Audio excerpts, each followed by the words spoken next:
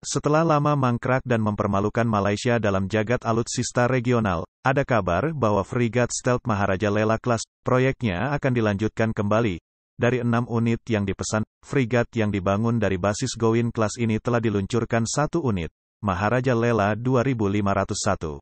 Sementara 3 lainnya, Syarif Masahor 2502, Raja Mahadi 2503 dan Mat Saleh 2504 sempat ke fase produksi, meski akhirnya ikut berstatus mangkrak.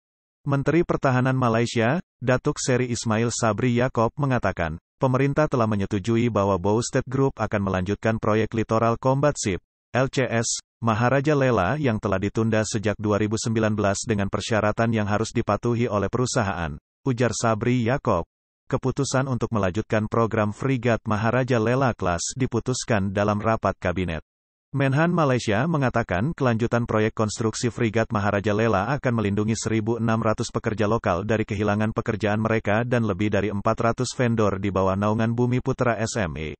Jika pembangunan frigat ini tidak dilanjutkan akan berdampak negatif bagi pekerja dan vendor Bumi Putra yang terlibat. Selain itu akan mempengaruhi Dewan Dana Angkatan Bersenjata yang merupakan pemegang saham di Bowstet Holdings, kata Sabri Yaakob.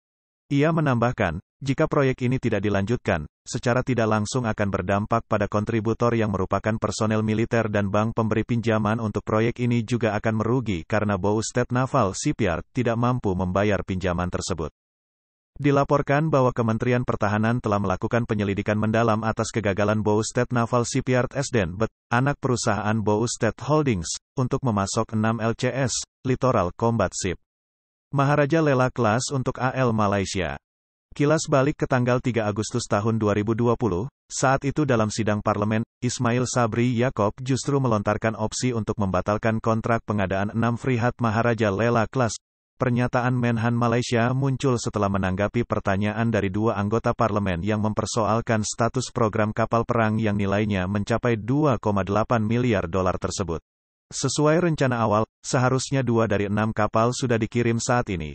Namun pertanggal 31 Juli belum ada yang berhasil diselesaikan, dan kemajuan keseluruhan proyek saat ini mencapai 56,67%, dibandingkan dengan rencana awal 85,7%, ini menyiratkan adanya keterlambatan proyek sampai 31 bulan. Kata Ismail dalam tanggapannya, Menhan Ismail mengungkapkan lebih lanjut bahwa program kapal pertama saat ini baru selesai 59,79%, sedangkan kapal kedua selesai 48,09%. Sedangkan kapal ketiga, keempat, dan kelima masing-masing 43,75%, 36,49%, dan 20% selesai. Sementara pengerjaan kapal ke-6 belum dimulai. Tanda-tanda ada masalah pada proyek ini mulai tercium dari molornya jadwal peluncuran.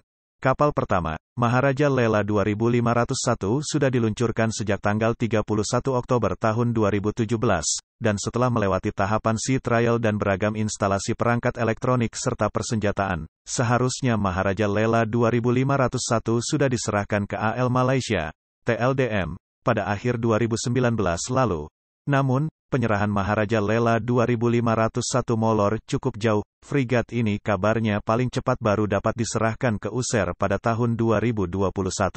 Seperti halnya kebijakan di Indonesia, kebijakan pembangunan industri pertahanan di Malaysia juga mensyaratkan transfer of technology.